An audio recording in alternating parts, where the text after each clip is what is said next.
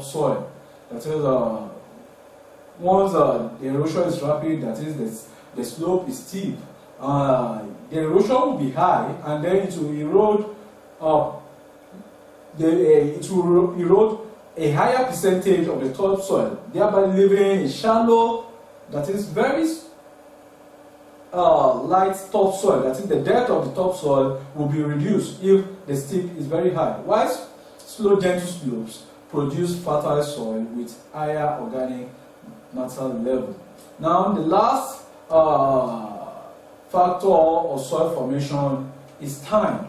And time influences the disintegration of small pieces of rocks into grains of soil, as well as decaying of plant animal remains to form soil. This is because it takes a long time for rocks to disintegrate into grains of soil.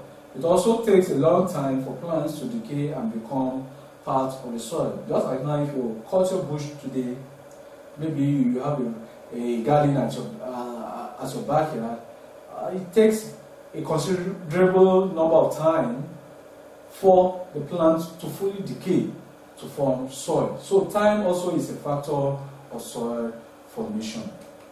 Now, our next subtopic is soil formation process. The process of breaking up of rocks into particles, which later become soil, is known as weathering, and this will occur very slowly over a period of time. Weathering can be divided into physical or mechanical weathering, chemical weathering, and then biological weathering. We'll now take this one after the other and then explain it better. So we'll be looking at physical weathering or mechanical weathering. Physical weathering results into the reduction of larger size of rocks into smaller particles. That is, here it is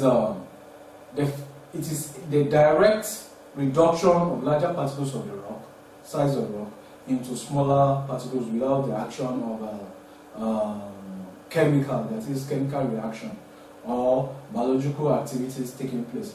Here it actually has to do with the breaking down of a larger piece of rocks into smaller particles. Physical process of soil formation includes temperature changes, running water, ice formation, wind. That is, these are things that actually brings about physical weathering. Now we'll be looking at temperature.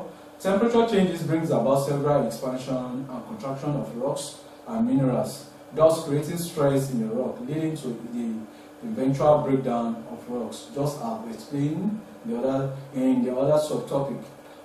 Running water in its own with high velocity carries along with it small rock particles such as stones and pebbles, which collide and get broken into smaller particles due to abrasion between the particles. That is, when particles move over each other, they tend to brush each other, and in the course of brushing each other, the other ones will break the softer ones, thereby reducing its particle size into smaller one. That is, you now have a final particle size. The running water through its erosional forces carries weather portion of the rocks, thereby exposing fresh surface to weathering. That is, as the water is moving, as the erosion water or running water is moving, all the particles that has been cracked, all the cracked surfaces, all the loose particles that has been created as a result of the temperature changes will be carried by this running water or erosion water, and then after it has carried it, it will not open up a fresh surface of the rock to weathering. During its movement, the running water can cause a great deal of cutting and crushing of the bedrocks, which also result in soil formation. Now we'll be looking at how wind also affects soil formation. That is how it brings about physical weathering. Wind carries away dust particles, and as they are blown against rock surfaces, it causes wearing away of the rock surface. Also, the wind also when it blows frequently against the rock or slope, surfaces. It removes loose materials and exposes new surface for further action of weathering agents. Now we'll now be looking at how ice affects soil formation. That is how ice brings about physical weathering. Ice is an important agent of weathering in temperate regions, that is in the cold areas, that is where they usually have snows. As a result of extremely low temperature, water in the crevices, that is in the cracks of the rock, freezes into ice.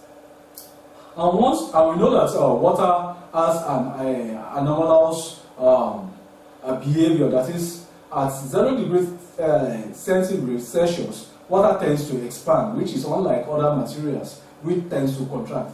Due to this expansion of water, when it is changing state from water to ice, that is when it freezes to ice, that expansion causes an undue pressure on the surfaces of the rocks. And once that pressure is being exerted on the rock surfaces, it will create crack in the mass of the rock. The increased volume of the ice exerts considerable pressure on its surrounding, leading to the breakdown of the rock. Now we'll now be looking at chemical weathering. That is, chemical weathering has to do with the chemical reaction of the minerals present in the rock. Chemical weathering of the parent rocks results in the alteration or changes in the chemical composition of the minerals, as well as reduction in particle size. Chemical weathering is brought about by either hydration, solution, hydrolysis, oxidation, carbonation, and so on. We'll now be looking at it. Before we actually take a look at when chemical weathering takes place, although all these types of weathering they go hand in hand. Not that once one actually takes place, it will form soil immediately. That's the reason why we said time is a factor of soil formation the other time. Now, once chemical weathering comes into place, the action of running water or erosion will help in lifting or washing away the softer parts. What chemical weathering only do is just that it weakens the structure of the rock, and once the structure of the rock is being weakened, that is maybe the rock is very hard before, and once there is chemical reaction, we know that new products are being formed. And once the new product is being formed, the new product might be softer than the previous original rock, which is very hard. And once there is softness in the surface of the rock, once there is running water, it will wash the soft parts, and then we now have our soil. Now we'll be looking at the means by which we have chemical weathering, which is the first one is hydration. Hydration occurs when water simply combines with a substance such as rock minerals, thereby making it to increase the volume, soft and easily fragmented, thereby aiding the weathering process. That is, it's a means of aiding the weathering process. Examples of hydration is when hematite reacts with water, that is, water reacts with hematite to give us limonite, just as what we are having on the screen here. And then when the second one is when calcium sulfate reacts with water, that is, the calcium sulfate in the rock reacts to water to give us gypsum, just as we are having here. And then when we have anhydrous copper sulfate reacting, that is the anhydrous copper sulfate in the rock reacting with water to give us hydrated copper 2 sulfate 2.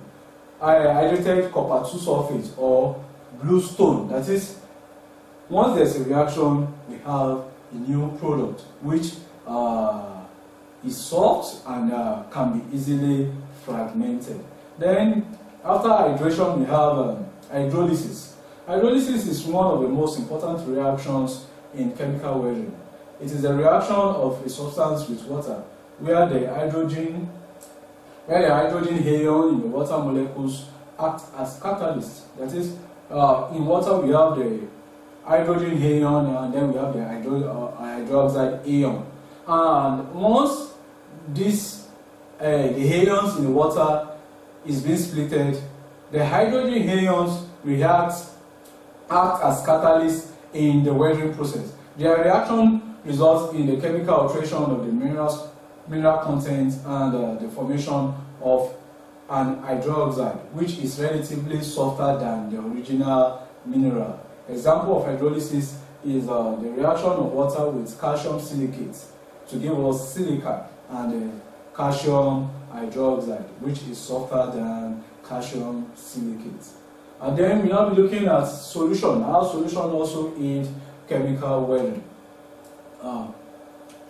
Water dissolves soluble rocks, minerals, and carry them from the place of reaction. That is, once there's running water, and as it is running on the surface of the rock, it will dissolve the soluble the soluble minerals present in the rock. And once those ones are being dissolved, it carries them along with it to other area, where once it is being dissolved, not that it will be completely. Once it is being dissolved, some particles will be loosed, will be set loose, and the water will carry it along with it to form soil in other areas. This is usually aided by other substances such as carbon dioxide and acid, which dissolve in water. That is, the carbon dioxide in the air, in the environment, and then